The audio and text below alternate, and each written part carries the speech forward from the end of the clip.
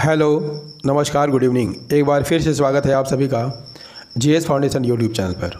दोस्तों, ये मेरा नया चैनल है और आपके सपोर्ट की हमें काफ़ी ज़रूरत है, इसलिए रिक्वेस्ट है कि चैनल को सब्सक्राइब जरूर कर लीजिएगा। और हाँ दोस्तों, याद रखिएगा इस चैनल पर आपको रोटेशन वाइज वीडियो उपलब्ध कराई जा रही है, जो history, geography, polity, economics, science और सामान्य ज्ञान से संबंधित होती है। तो इसी क्रम में आज हम लोग देखेंगे हिस्ट्री की क्लास, और हिस्ट्री की क्लास में हम लोग देखेंगे मध्यकालीन भारत। मध्यकालीन भारत के मोस्ट इम्पोर्टेंट 25+ MCQ यहाँ पर डिस्कस करेंगे विथ फुल एक्सप्लेनेशन।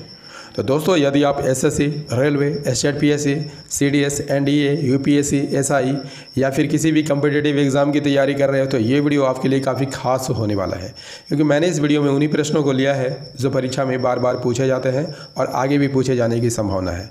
तो चलिए यहाँ पर सेशन की शुरुआत करेंगे, लेकिन सेशन में जाने से पहले एक बार फिर से रिक्वेस्ट है कि लिंक को कॉपी कीजिए और दोस्तों के साथ शेयर कर दीजिए। ठीक है, तो चलिए शुरुआत करते हैं यहाँ पर सेशन की। पहला सवाल है, ममलुक वंश से कौन सा राजा हुआ? ममलुक वंश से इतिहास में कौन सा राजा हुआ था?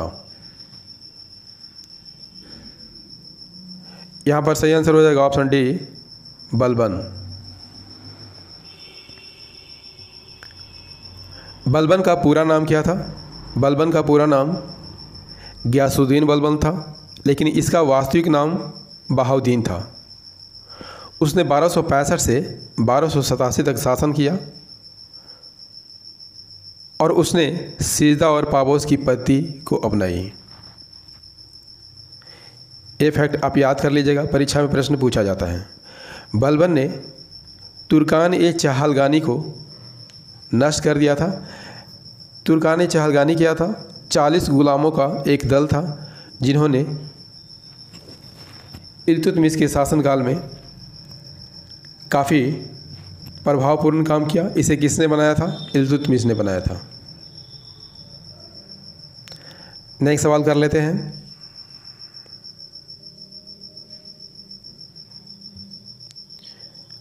अगला सवाल है, चंदेल वंश का अंत किसने किया था? काफ़ी महत्वपूर्ण सवाल है। चंदेल वंश का अंत किसने किया था? सही आंसर हो जाएगा ऑप्शन ए, कुतुबुद्दीन ऐबक ने किया था। यदि आपसे पूछ ले कि चंदेल वंश की स्थापना किसने की थी, तो नानुक चंदेल ने की थी। कब की थी? 831 ईस्वी में की थी। यदि आपसे पूछ ले कि वे किसके सामंत थे, तो वे गुर्जर प्रतिहारों के सामंत थे। चंदेल वंश का अंतिम शासक यदि आपसे पूछ ले कौन थे? परमार्दी देव। और परमार्दी देव को कुतुबुद्दीन ऐबक ने हराया था और अधीनता स्वीकार करने के लिए बेबस कर दिया था। ठीक है, यही कारण है कि परमार्दी देव की मंत्री अजय देव ने ही उसकी हत्या कर दी थी। ठीक है, नेक्स्ट सवाल कर लेते हैं। तीसरा सवाल है, निम्नलिखित में से किसने बाबर को इब्राहिम लोदी के खिलाफ भारत पर आक्रमण करने का आमंत्रण दिया था? सही आंसर हो जाएगा ऑप्शन ए, दौलत खान लोदी ने दिया था। यदि आपसे पूछ ले कि मुगल वंश का संस्थापक कौन था? ज़हीरुद्दीन मोहम्मद उर्फ बाबर था। इसका जन्म कहाँ हुआ था? उज्बेकिस्तान में हुआ था और यह तैमूर और चंगेज खान का वंशज था। ठीक है, पिता की ओर से तैमूर खान का वंशज था और माता की ओर से चंगेज खान का वंशज था। काफ़ी इंपॉर्टेंट फैक्ट है। यदि आपसे पूछ ले कि मुंबई यान पद्य शैली का जन्मदाता किसे माना जाता है? बाबर को ही माना जाता है।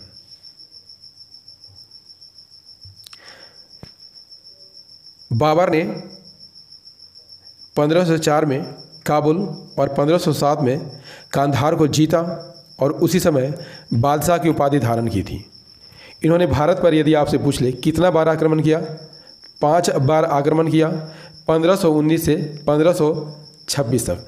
1526 में इन्होंने पानीपत की लड़ाई लड़ी। किससे लड़ी? इब्राहिम लोदी से लड़ी और इब्राहिम लोदी को हरा कर मुगल साम्राज्य की नींव डाली थी। बाबर ने पानीपत के अलावा अन्य युद्ध भी लड़े थे। 1527 में खानवा का युद्ध किसके साथ? राणा सांगा के साथ। 1528 में चंदेरी का युद्ध मेदिनी राय के साथ, 1529 में घाघरा का युद्ध अफगानों के साथ और सभी युद्ध में विजय प्राप्त की। 1530 में इसकी मृत्यु हो गई थी। याद रखिएगा दोस्तों कि जब इसकी मृत्यु हुई तो इसे आगरा के आराम बाग में दफनाया गया था, लेकिन इसे बाद में काबुल में दफनाया गया। ठीक है, नेक्स्ट सवाल कर लेते हैं। चौथा सवाल है, रजिया सुल्तान दिल्ली के सिंहासन पर कब बैठी थी? रजिया सुल्तान दिल्ली के सिंहासन पर कब बैठी थी? सही आंसर हो जाएगा ऑप्शन डी, 1236 में बैठी थी। रजिया सुल्तान यदि आपसे पूछ ले किसकी पुत्री थी? इल्तुतमिश की पुत्री थी। इल्तुतमिश की मृत्यु के बाद रुकनुद्दीन फिरोज को गद्दी पर बैठाया गया था, लेकिन वह कैसा शासक था? अयोग्य शासक था। इसके बाद क्या हुआ? रजिया सुल्तान ने लाल वस्त्र पहनकर जनता से मिली और उनसे आग्रह किया कि वे उसे शासक बनाएं। उस समय शाह तुर्कान, जो कि रुकनुद्दीन फिरोज की माँ थी, को गिरफ्तार कर लिया गया और रजिया को सुल्तान घोषित कर दिया गया। और रजिया ने कब तक शासन किया? 1240 तक शासन किया था। अगला सवाल कर लेते हैं। पांचवा सवाल है, राष्ट्रकूट वंश की स्थापना किसने की थी? राष्ट्रकूट वंश की स्थापना किसने की थी? सही आंसर हो जाएगा दत्तिंग दुर्ग ने की थी। राष्ट्रकूट वंश की स्थापना दत्तिंग दुर्ग ने की थी। इसकी राजधानी कहाँ थी? मानेकहेट में थी। राष्ट्रकूट वंश के शासक पहले बादामी के चालुक्यों के सामंत थे, लेकिन दत्तिंग दुर्ग के नेतृत्व में उन्होंने चालुक्य शासक कीर्तिवर्मन द्वितीय को वहाँ से उखाड़ फेंका और राष्ट्रकूट वंश की स्थापना की। लेकिन इसकी प्रारंभिक राजधानी यदि आपसे पूछ ले कहाँ थी? गुलबर्गा थी। नेक्स्ट सवाल की ओर बढ़ते हैं और देखते हैं कि हमारा अगला प्रश्न क्या है। छठा सवाल है, मोहम्मद गोरी को माउंट आबू के पास किसने हराया था? मोहम्मद गोरी को माउंट आबू के पास किसने हराया था? यहाँ पर सही आंसर हो जाएगा ऑप्शन सी, भीमदेव सोलंकी द्वितीय ने हराया था। 1178 में मोहम्मद गोरी के नेतृत्व में तुर्कों ने भीमदेव द्वितीय के राज्य पर आक्रमण किया, लेकिन क्या हुआ? काशहद में, एक जगह का नाम है, काशहद के मैदान में भीम ने उसे बुरी तरह पराजित किया। भीमदेव कौन था? तो अजय पाल का पुत्र था और मूलराज द्वितीय का भाई था। ठीक है, मूलराज द्वितीय का भाई था, लेकिन उसने कुतुबुद्दीन ऐबक को हराकर अजमेर तक खदेड़ दिया था और इसकी राजधानी कहाँ थी? अनहिलवाड़ा थी। नेक्स्ट सवाल कर लेते हैं। सातवां सवाल है, बहमनी साम्राज्य की राजधानी कहाँ थी? बहमनी साम्राज्य की राजधानी कहाँ थी? सही आंसर हो जाएगा ऑप्शन ए, गुलबर्गा में थी। बहमनी साम्राज्य का शासन कब से कब तक रहा? 1347 से 1518 तक, और यह दक्कन का इस्लामी राज्य था। ठीक है, इसकी स्थापना किसने की थी? 3 अगस्त 1347 को इसकी स्थापना अलाउद्दीन बहमन शाह ने की थी। इसका प्रतिद्वंदी विजयनगर साम्राज्य था, जिसकी स्थापना हरिहर एवं बुक्का ने 1336 ईस्वी में की थी। 1518 में क्या होता है? 1518 में बहमनी साम्राज्य का विघटन हो जाता है और गोलकुंडा, बीजापुर, बीदर, बरार और अहमदनगर राज्य का उदय होता है। इन पांचों को सम्मिलित रूप से क्या कहा जाता है? दक्कन का सल्तनत कहा जाता था।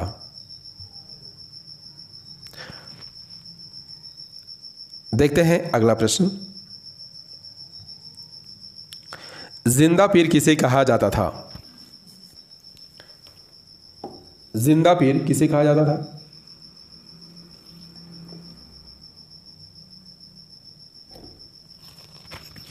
यहां पर सही आंसर हो जाएगा औरंगजेब को जिंदा पीर कहा जाता था। यदि आपसे पूछ ले कि औरंगजेब को अन्य किस नाम से जाना जाता था, आलमगीर के नाम से जाना जाता था और वह भारत पर राज करने वाला छठा मुगल शासक था। उसने कब से कब तक शासन किया? 1658 से 1707 तक शासन किया। 1707 में औरंगजेब की मृत्यु हो गई थी। उसने सिखों के नए गुरु तेग बहादुर की हत्या करवा दी थी। किस कारण हत्या करवा दी थी? क्योंकि उसने इस्लाम कबूल नहीं किया था। ठीक है, बढ़ते हैं नेक्स्ट सवाल की ओर। 9वां सवाल है, सिकंदर ए सानी की उपाधि किसने धारण की थी? वेरी वेरी इंपॉर्टेंट सवाल है आपके परीक्षा की दृष्टि से। सिकंदर ए सानी की उपाधि किसने धारण की थी? सही आंसर हो जाएगा अलाउद्दीन खिलजी ने धारण की थी। अलाउद्दीन खिलजी सल्तनत काल का एक महत्वाकांक्षी शासक था। उसने सिकंदर ए सानी की उपाधि धारण की थी, जिसका अर्थ क्या होता है? द्वितीय सिकंदर। उसने अपने शासनकाल में महत्वपूर्ण कार्य किए और बाजार नियंत्रण, घोड़ा को दागने और सैनिकों को नगद वेतन देना प्रारंभ किया। उसके समय में यदि आपसे पूछ ले राजस्व कितना लिया जाता था? उपज का 50% लिया जाता था। ठीक है, इस फैक्ट को भी आप याद कर सकते हैं क्योंकि ये प्रश्न जो है, ये फैक्ट जो है परीक्षा में बार बार पूछा जाता है।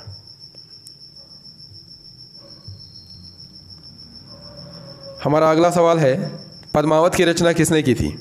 वेरी वेरी इंपॉर्टेंट सवाल है। पद्मावत की रचना किसने की थी? सही आंसर हो जाएगा मलिक मोहम्मद जयसी ने की थी। पद्मावत क्या है? पद्मावत में रानी पद्मिनी की सुंदरता और जौहर का वर्णन करता हुआ एक महाकाव्य है। इसकी रचना कब की गई थी? 1540 से 41 के बीच की गई थी। इससे पहले उसने बाबर के शासन के दौरान 1529-30 में आखिरी कलाम की रचना की थी। ठीक है, यदि आपसे पूछ ले कि आखिरी कलाम किसकी रचना है? मलिक मोहम्मद जायसी की रचना है। ठीक है, अगला सवाल है, इनमें से कौन अमीर खुसरो के गुरु थे? अमीर खुसरो के गुरु कौन थे? सही आंसर हो जाएगा ऑप्शन बी, निजामुद्दीन औलिया अमीर खुसरो के गुरु थे। निजामुद्दीन औलिया कौन थे? सूफी संत थे और अमीर खुसरो के गुरु थे। यदि आपसे पूछ ले कि 8 सुल्तानों का शासन किसने देखा था, तो अमीर खुसरो ने देखा था और अमीर खुसरो को खड़ी बोली के आविष्कार का श्रेय दिया जाता है। उन्हें क्या कहा जाता था? हिंद का तोता या तूतीय हिंद कहा जाता था। ठीक है, अगला सवाल,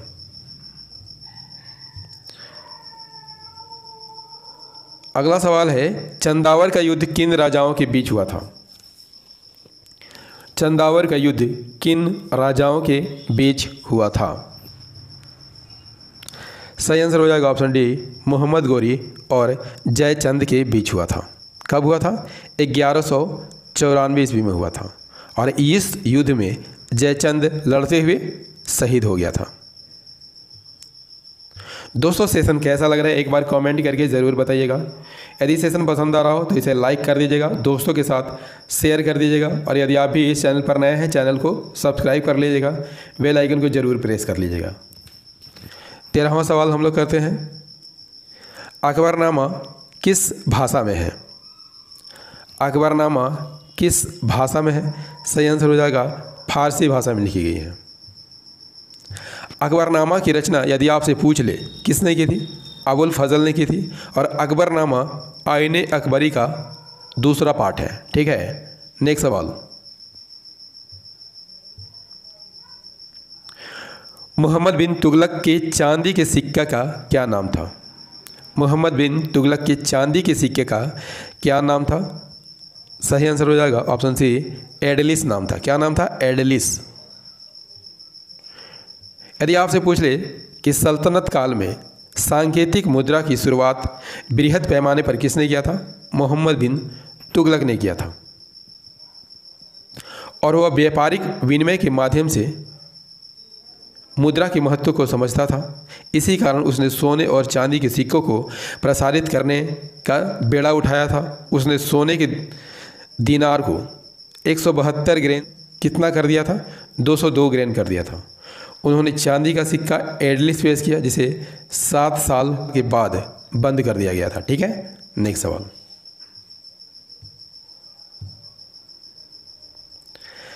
15वां सवाल है, निम्नलिखित में किसने तुर्कान ए चहलगानी या चालीसा का आयोजन किया था या गठन किया था? पहले ही बता चुका हूं दोस्तों कि तुर्कान ए चहलगानी या चालीसा का गठन किसने किया था? सही आंसर हो जाएगा ऑप्शन डी, इल्तुतमिश ने किया था। और इसे ख़त्म किसने किया था? बलबन ने किया था। इल्तुतमिश ने तुर्कान ए चहलगानी का निर्माण किया था। यह क्या था? 40 गुलामों का एक नया वर्ग था, ठीक है। और ये क्या करते थे? प्रशासन में सुल्तान को सलाह देते थे और मदद करते थे। अगला सवाल है, निम्नलिखित में किस राजा को वेंकट राय का उत्तराधिकारी बनाया गया था? वेंकट राय का उत्तराधिकारी किसे बनाया गया था? सही आंसर हो जाएगा ऑप्शन सी, सदाशिव राय को बनाया गया था। वेंकट राय किसका पुत्र था? अच्युत राय का पुत्र था। और अच्युत राय यदि आपसे पूछ ले किसका भाई था? कृष्णदेव राय का भाई था। वेंकट राय एक कमजोर शासक था और उसका शासनकाल मात्र 6 महीने ही रह पाया। अच्युत राय के भतीजे सदाशिव राय द्वारा उसे प्रतिस्थापित किया गया और सदाशिव राय ने 1567 तक विजयनगर साम्राज्य पर शासन किया, लेकिन वास्तविक सत्ता राम राय के हाथ में थी, ठीक है। हमारा अगला सवाल है, मजहरनामा सम्राट अकबर द्वारा कब पेश किया गया था? सही आंसर हो जाएगा ऑप्शन डी, 1579 में पेश किया गया था। यदि आपसे पूछ ले कि अकबर ने मजहरनामा किस लिए जारी किया था? सभी धार्मिक मामलों को अपने हाथों में लेने के लिए। मजहर ने उन्हें धार्मिक मामलों में सर्वोच्च बना दिया था। उसने उलेमाओं के प्रभुत्व को रोकने के लिए मजहरनामा जारी किया था और इसे फैजी ने कब तैयार करवाया था? 1579 में, ठीक है। 19वां सवाल है, शेरशाह सूरी ने निम्नलिखित में से किस वर्ष तक शासन किया? कब से कब तक शासन किया? यहाँ पर सही आंसर हो जाएगा ऑप्शन डी, 1486 से 1545 ईस्वी तक शेरशाह ने शासन किया था। 1527 से 1528 तक शेरशाह बाबर की सेना में काम किया था। इस फैक्ट को भी आप याद कर लीजिएगा। 1539 में शेरशाह ने हुमायूं को चौसा के युद्ध में परास्त किया था। 1540 में उसने हुमायूं को कनौज के युद्ध में भी परास्त किया। 1545 में शेरशाह की मृत्यु हो गई कालिंजर अभियान के समय। और यदि आपसे पूछ ले कि कालिंजर अभियान के समय शेरशाह कौन सा शस्त्र चला रहा था, तो वह उक्का नामक शस्त्र चला रहा था।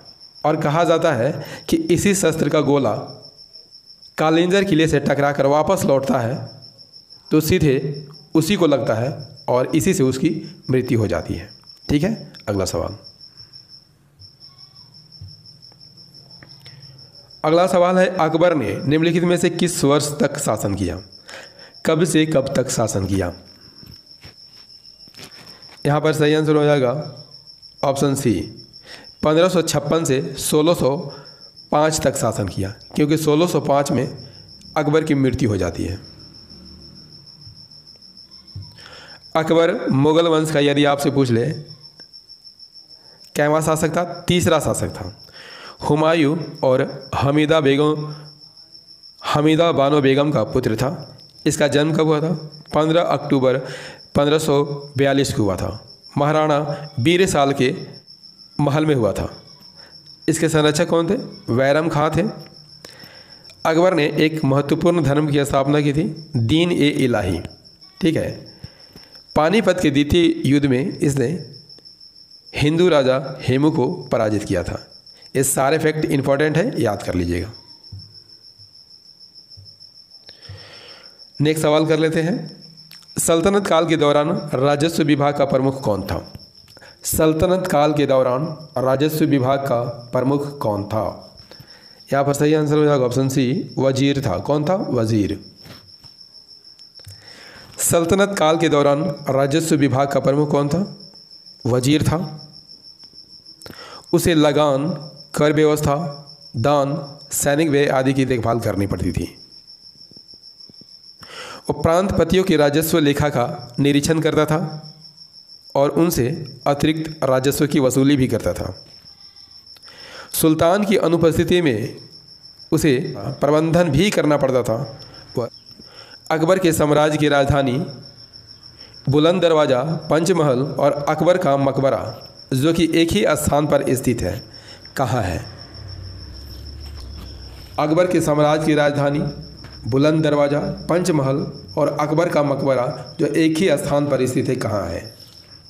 सही आंसर हो जाएगा फतेहपुर सीकरी में है।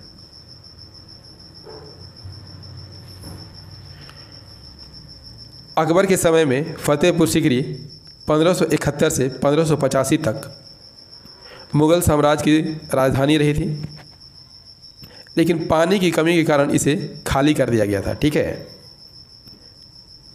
फतेहपुर सीकरी को मक्का की मस्जिद की नकल कहा जाता है और बुलंद दरवाज़ा इसी का द्वार है और इसी मस्जिद के उत्तर में शेख सलीम चिश्ती का दरगाह भी है। ठीक है। अगला सवाल,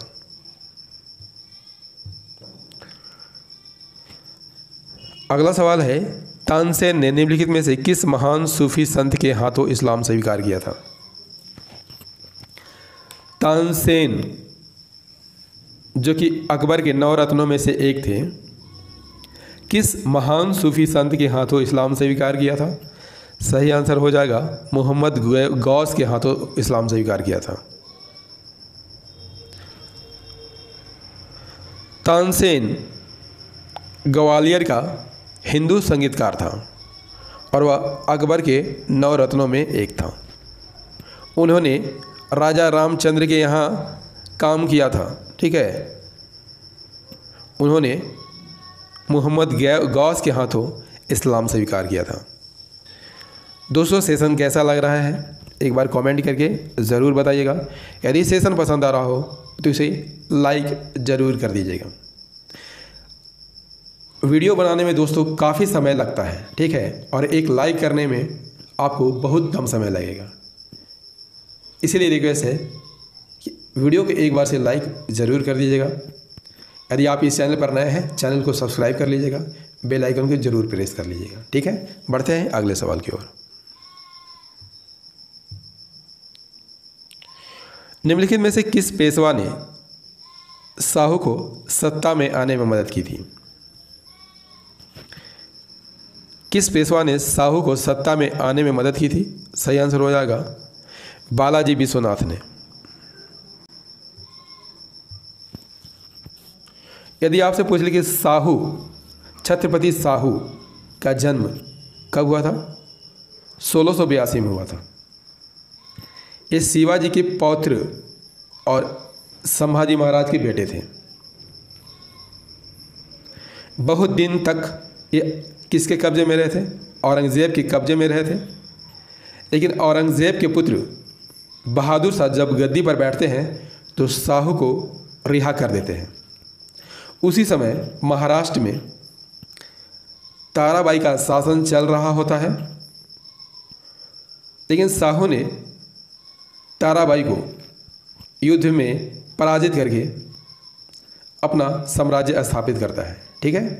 नेक्स्ट सवाल, इस सेशन का अंतिम सवाल कर लेते हैं दोस्तों। सेशन को एक बार से ज़रूर लाइक कर दीजिएगा। ठीक है। 25वां सवाल इस सेशन का अंतिम सवाल होगा। निम्नलिखित में से किसने 8 दिल्ली के सुल्तानों का शासनकाल देखा था? वेरी वेरी इंपॉर्टेंट सवाल है। सही आंसर हो जाएगा अमीर खुसरो ने देखा था। यदि आपसे पूछ ले कि अमीर खुसरो को किस रूप में जाना जाता है? कव्वाली के पिता के रूप में जाना जाता है। यह एक भारतीय संगीतकार, विद्वान और कवि भी थे। कहा जाता है कि उन्होंने गियासुद्दीन बलबन से सुल्तान मोहम्मद बिन तुगलक तक दिल्ली के 8 सुल्तानों का काल देखा था। ठीक है दोस्तों, सेशन कैसा लगा एक बार कमेंट करके ज़रूर बताइएगा। यदि सेशन पसंद आया हो तो इसे लाइक कर दीजिएगा, दोस्तों के साथ शेयर कर दीजिएगा और यदि आप भी इस चैनल पर नए हैं, चैनल को सब्सक्राइब जरूर कर लीजिएगा। और हाँ दोस्तों, याद रखिएगा इस चैनल पर आपको रोटेशन वाइज वीडियो उपलब्ध कराई जाती है जो history, geography, polity, economics, science और सामान्य ज्ञान से संबंधित होती है। तो इसे रोज़ देखना मत भूलिएगा। मिलते हैं अगले सेशन में। जय हिंद, धन्यवाद।